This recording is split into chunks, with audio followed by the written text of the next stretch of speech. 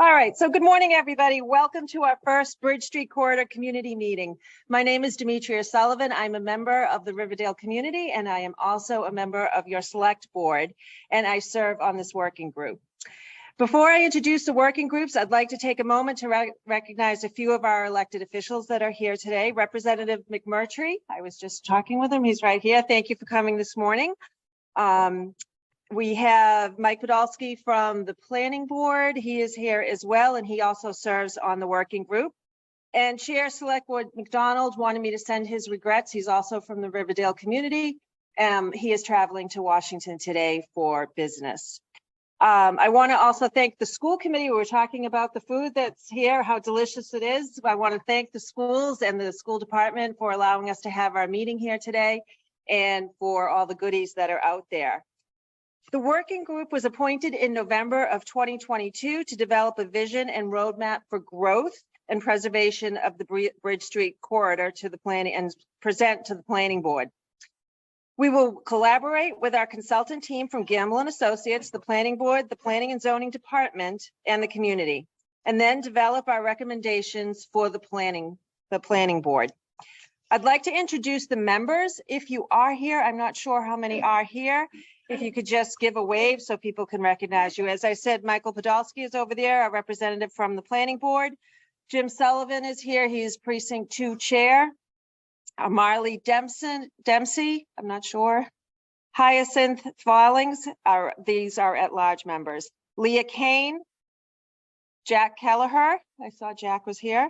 Judy Massey, Marsha Medill, Police Chief Duntremont is an ex officio, and Jeremy Rosenberger, our planning director, is also an ex officio member of the group. At this time, I want to hand it over to Jeremy to give you a little bit more about what our charge is here and the charge of the working group. Thank you for coming out this morning. Thank you all. No applause necessary, but thank you. Thank you for taking your time. Again, as Dimitria said, just briefly, as you probably saw, you got an agenda. Hopefully you got a presentation. I think we just ran out of those, so but we're happy to share. I have an extra one. But as you know, we're going through introductions right now. I'm going to talk about the project overview real quick. I'm going to hand it over to Gamble Associates, give some, prime the pump, talk about the context of Bridge Street. This is our opportunity to really think about the corridor as a whole and where we want to go with it. Then we're going to do an exercise in the gym. We're going to break out into about 6 groups. We're going to talk about coming up with a corridor vision and coming up with some development guideline principles. We're going to report back amongst all of ourselves. I like to think this is a great table conversation. There's a reason why we're having this in person. Community members from the Bridge Street corridor come down, sit amongst themselves, talk about the future and what we think that future is. And so again, thank you for coming here and participating in that. And lastly, we're going to do some observations and we'll talk about the next steps. This isn't going to be our last get together, and we expect another one in the coming months. So just a quick project overview. This project, as I said, what is the Bridge Street corridor? For this project, it really spans from the north, the intersection of Spring Street, Bridge Street, the VFW Parkway, all the way, I guess you could say, south down to the intersection of Bridge and Ames Street. So I think about a mile and a half stretch, and we're calling that's this Bridge Street corridor. That's our focus of this discussion, and really that corridor. The planning board wanted to get ahead of potential development that's coming. As you probably know and have seen, there's some larger projects that have been constructed at our doorstep in West Roxbury or the city of Boston. And likely there's going to be development pressures as Bridge Street is right there, right at the intersection of all this development. We know that there's Mosley's has changed hands. So this is a way for the community to come together and proactively think about and get ahead of any development pressures instead of being on the end of being reactionary and trying to say stop or try to alter the course. Here we're having a conversation of how can we guide the course of what might happen to Bridge Street as it go along. We know Mosley's is probably going to change. This is part of that conversation. There's other properties along Bridge Street that will probably likely change in the next 5, 10, 20 years. That's what this discussion is about. And again, the planning board is hoping that you, along with the advisory committee that we heard from, our consultant team, will come up with a vision for what this corridor will be, come up with the development guidelines. What do we want it to look like? What do we want this corridor to look like? How do we want development to hopefully benefit this community and not negatively impact?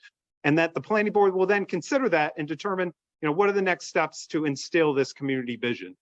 And upon completion, they'll determine next steps and whether it requires town meeting efforts, planning board actions, zoning actions. Those will be determined at the completion of this process. We hope to, by this summer, we will have this draft plan completed and presented to the planning board.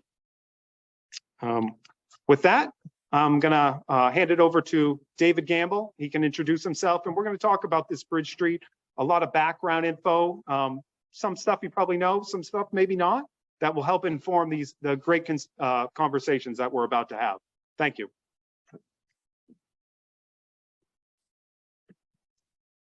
Thanks, Jeremy. Can you all hear me okay? And thanks to the school board, this is really a community buffet disguised as a public meeting. I think there's so much good food out there, so I hope you had a chance to get it. And thank you for coming. Really, people's time is precious, and especially on a weekend with nice weather. So we really want to use our time effectively with you and channel your ideas towards what will likely be some change along this, as Jeremy said, a fairly small geography, but one that has immense implications for your neighborhood. I'm David Gamble. I'm an architect and urban planner with Gamble Associates. We're based in Cambridge. We focus a lot on neighborhood redevelopment and community planning. I'm joined by Elise and Antonia from my office. And I think this is a great opportunity, as Jeremy said, to be proactive as opposed to letting things happen and then try to react to them separately.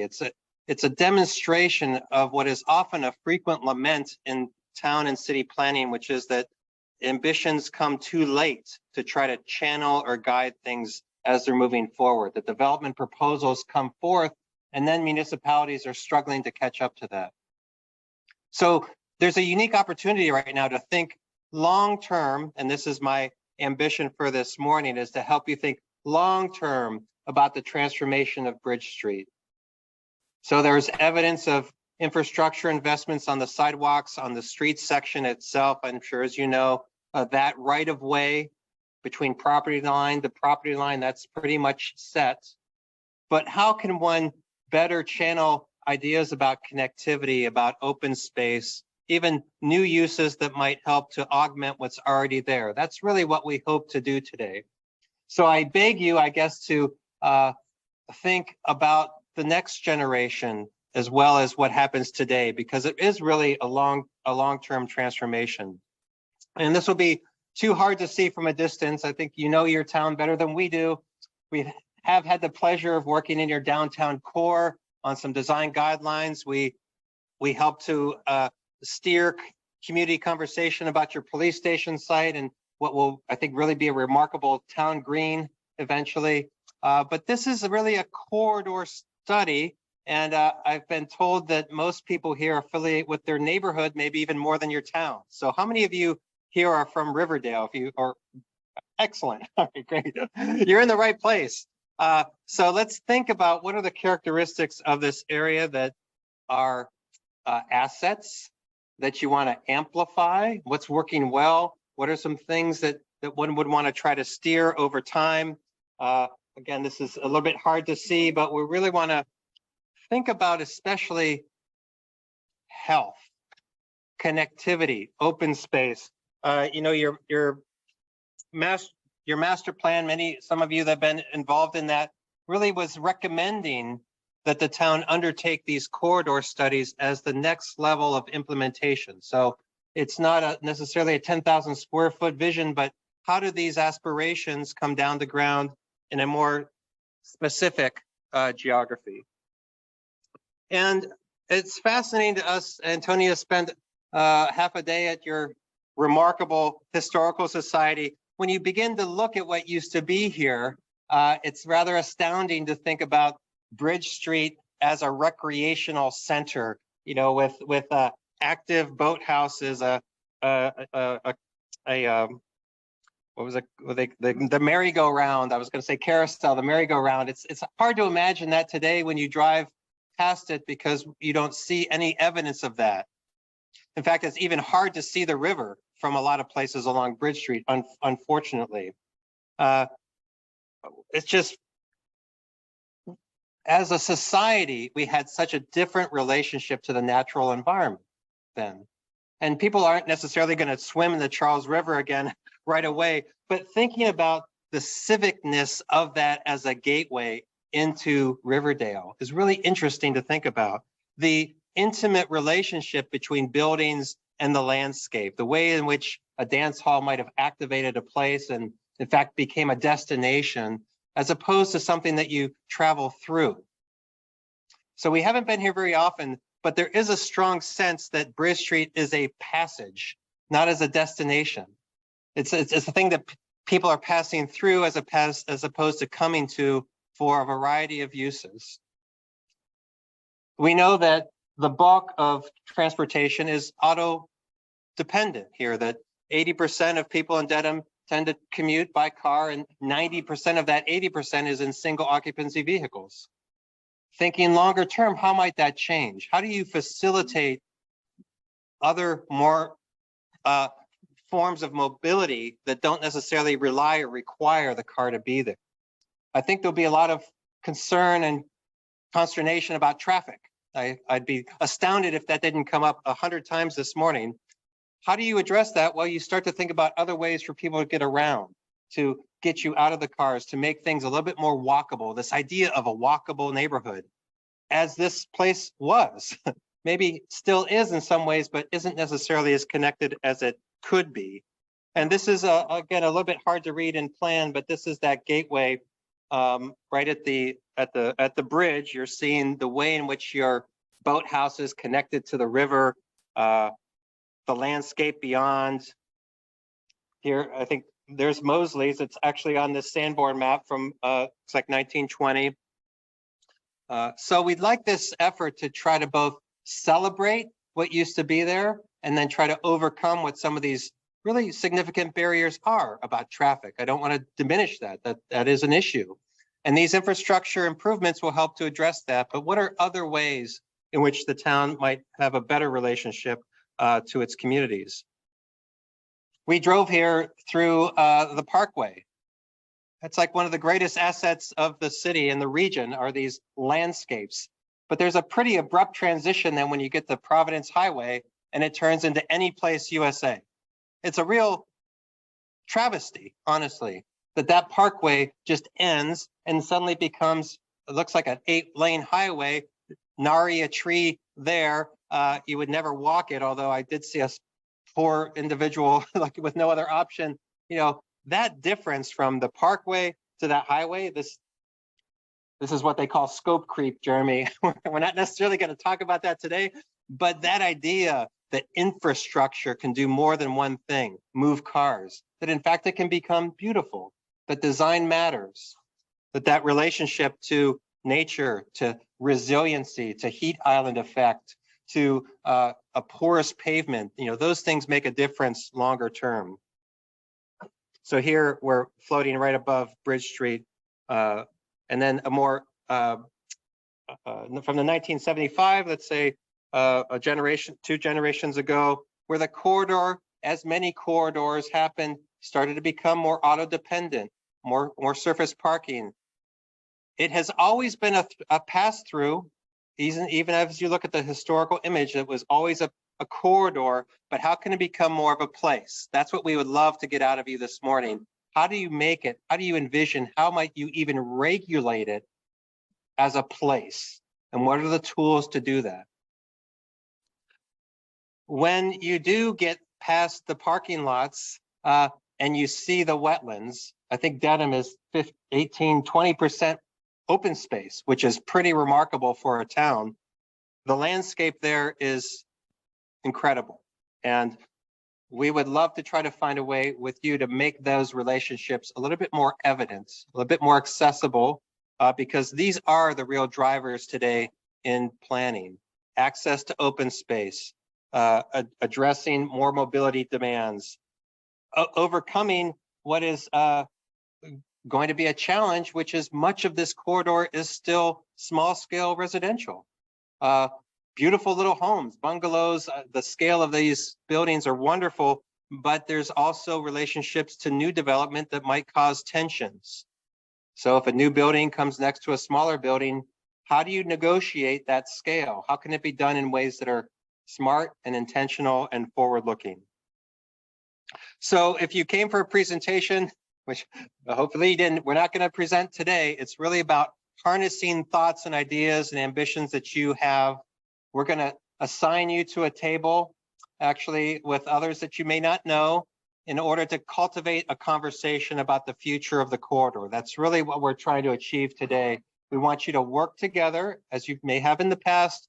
We're going to then aggregate the thoughts that you come up with along some big whiteboards and conclude this afternoon with just a bit of a summary. And hopefully there's some parallels that come out in what people are discussing. So we are mainly focusing on the corridor, but I also want to guard against thinking about it as a thin line.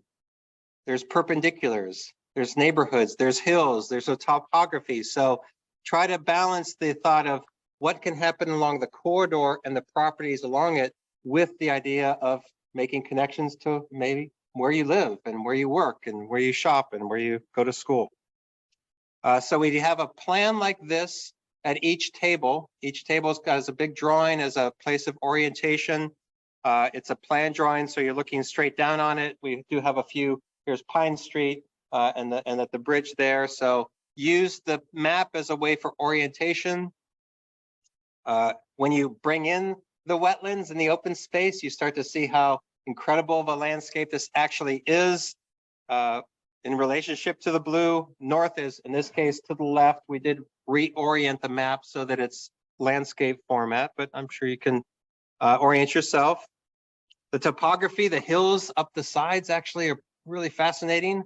How the Bridge Street is really in a lower lying plane, and the hills add a lot of character to the corridor itself.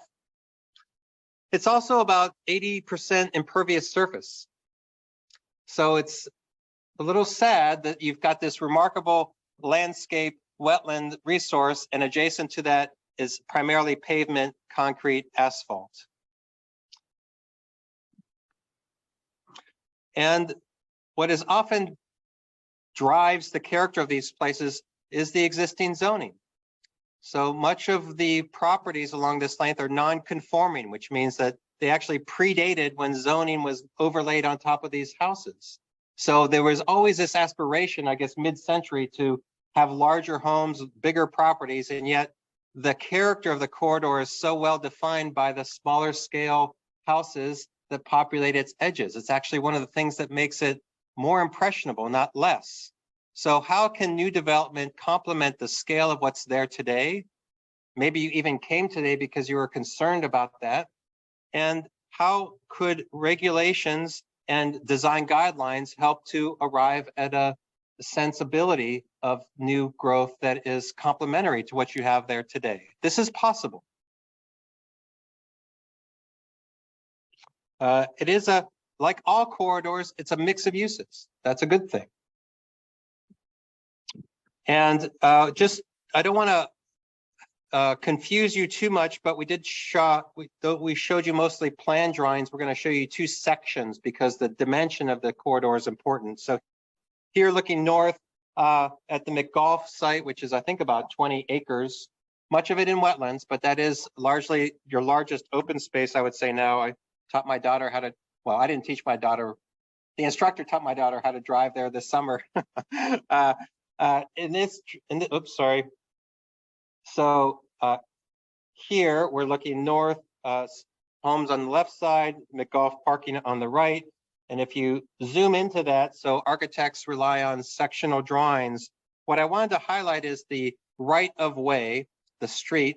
A street is 10 to 12 feet wide in one lane. It's a 2-lane road that's 24 feet, 12 and 12. There's a 5-foot bike lane on either side, and then you have a 5-foot sidewalk. So when people talk about the public realm, the right of way, it's actually 2 12-foot driving lanes, 2 bike lanes, and 2 sidewalks. That's 44 feet from property line to property line. That's not going to change because millions of dollars were just invested in that.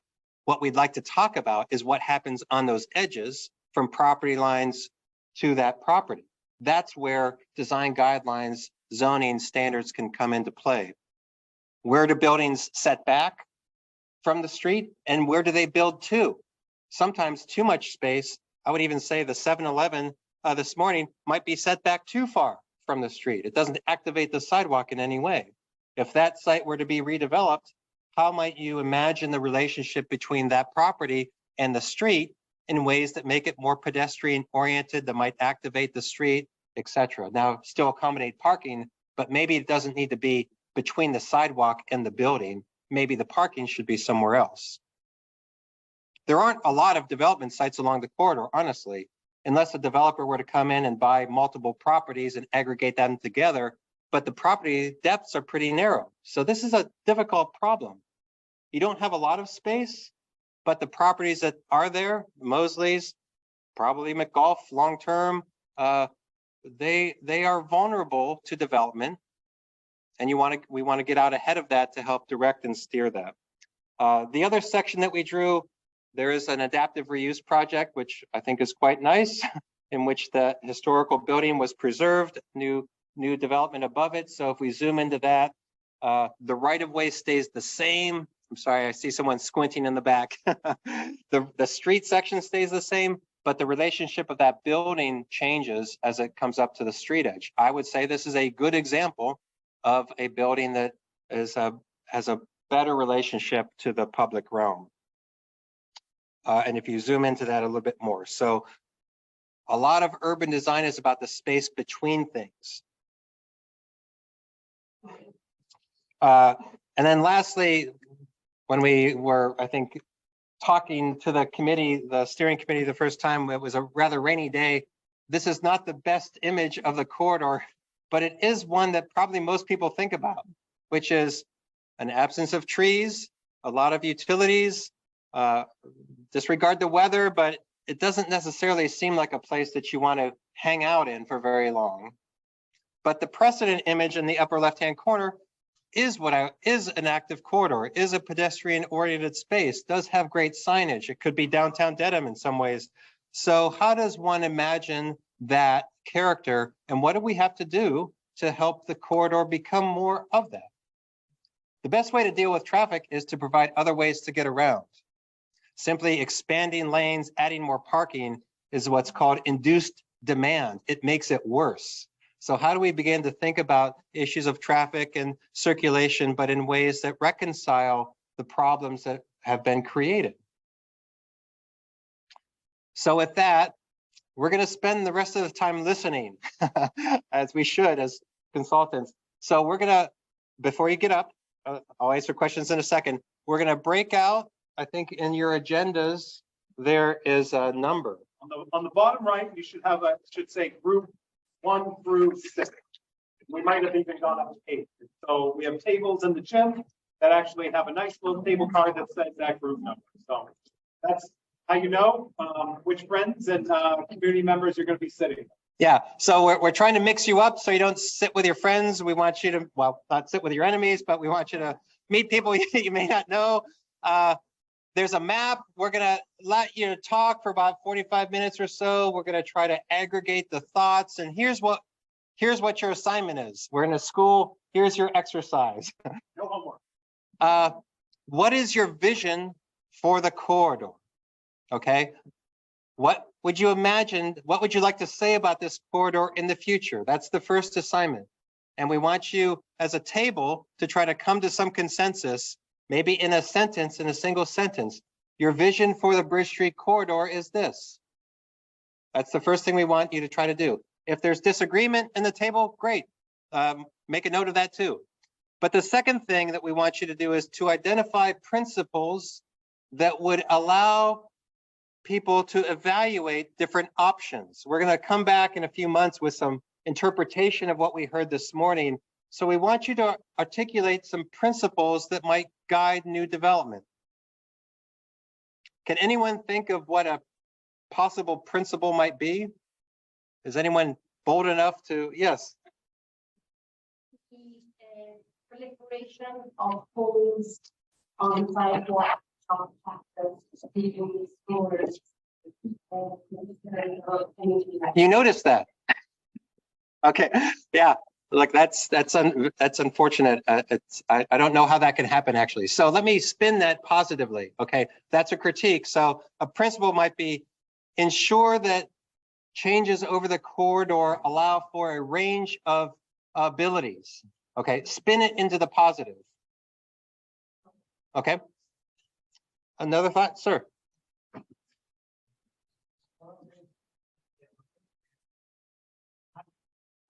Back up on the intersection of Bridge Street, Needham Street, and Riverside Drive. And then he was over on side streets in the neighborhoods, take shortcuts out of Bridge Street. Yeah. Are you will have the ability to on Riverside? No, I'm not. It would stop. I remember Dimitri's right behind me. Is that they didn't have the technology to add a fifth human to the traffic routine. But if you could reinstitute a left-hand turn at the bottom of the side, it would. You see in the morning and the evening. And for believing people coming through all they don't want to. Well, cut through traffic must surely be an issue. And I think that's going to exacerbate the problem of safety.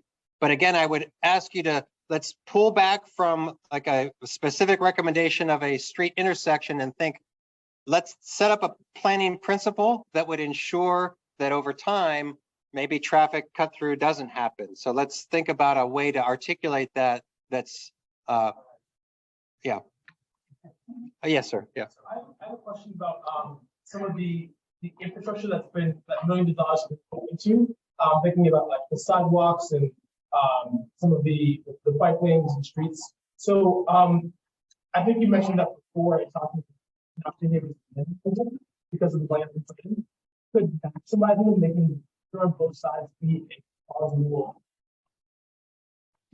The question is, if there's a telephone pole in the center of that 5-foot sidewalk, as there is, and if you are an individual in a wheelchair and you can't get around that, knowing that that telephone pole can't change, is there a way that you might take some additional real estate along that property line to expand the sidewalk? Yeah. It would essentially mean a taking of that private property. Now, are there enough people along that length that are willing to do that? That's a conversation to have, but the principle might be, to the earlier point, ensure that new infrastructure facilitates movement for people of all abilities. I don't want to put words in your mouth, but boy, that seems like a no-brainer, doesn't it? If I was in a wheelchair or even on a bike, it's hard to get around, and that's got to be overcome. So great point. Just a couple more, and I do want to get you talking amongst your friends. To create a space that is a destination for services for people in the neighborhood. So your point about that, you know, a place to go to rather than ask for. Well, you tell me. My intuition is that some people might see that as a sign for more traffic. It's a destination, more people are going to drive there. So how do you balance that? Might be a good conversation to have at your table. And one more.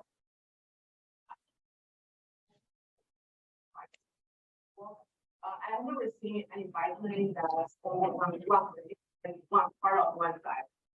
Double direct. Is that possible to change? The question is, yeah, so a cycle track which aggregates bike lanes together, could you take the two 5-foot lanes and make them one 10-foot lane and put it on one side? I don't know whether that's, I guess it's possible from a right-of-way perspective. You have 5 and 5, you could put 10. I think the question is, and this goes back to principles, maybe future development, we ask property owners to help us expand that public way to allow wider sidewalks. If you their land potentially, if that's possible, to provide more amenities for people other than cars to get around. We know that the sidewalks are a bit limited, right? And that was where David was talking about. We're kind of constrained. We have 45 feet that is, dedicated to pedestrians, a shoulder/bike lane and cars. We want to expand that. We're going to have to ask private property owners to maybe willingly give us 5 feet of their property. And so that could be one of these ideals of the, we want to be explored. I hear you like, oh, don't take my property. It's a conversation. All right, last question. Is, because I think we heard a lot of chatter because property on that bridge street, I would be like, yeah, and it requires everyone to kind of conform to that. Is there some kind of way mandate to put in where the city or the town takes that 5 feet to allow for expansion? Yeah. If we propose that, that will bring a lot more people to the next public meeting, I assure you. But the way you're thinking, I like, which is maybe this isn't one corridor. Maybe it's multiple corridors, and each different sections of the corridor might have different relationships to the street. I think that's a pretty smart comment. So I don't want to short circuit this, but you're going to work in groups of, it looks like we have about 50 people. Yeah, so groups of, I'd say about 6 to 8. 6 to 8 per table. Each group, please introduce yourself. I hope you have a name tag. There's going to be one person at each table that we'd like to be a note taker. So if you have good handwriting, if you're patient, if you don't mind, each table just has one person that can write on the big, there's a big sticky note. We want to have you document the conversation. So if someone at the table can do that, we're just going to float around together with the staff, be available for questions. And around, let's say 11:15, maybe 11:30. I'd like to give you 45 minutes, okay? We're going to then post up, we're going to take those notepads and we're going to pin it on the wall and try to see if there aren't some synergies between what the different tables do. So we'll recap around, let's say 11, I don't want to make it too short, but 11:30. We'll give you to 11:30. That's still 45 minutes, okay? So let's head into the gym. Thank you.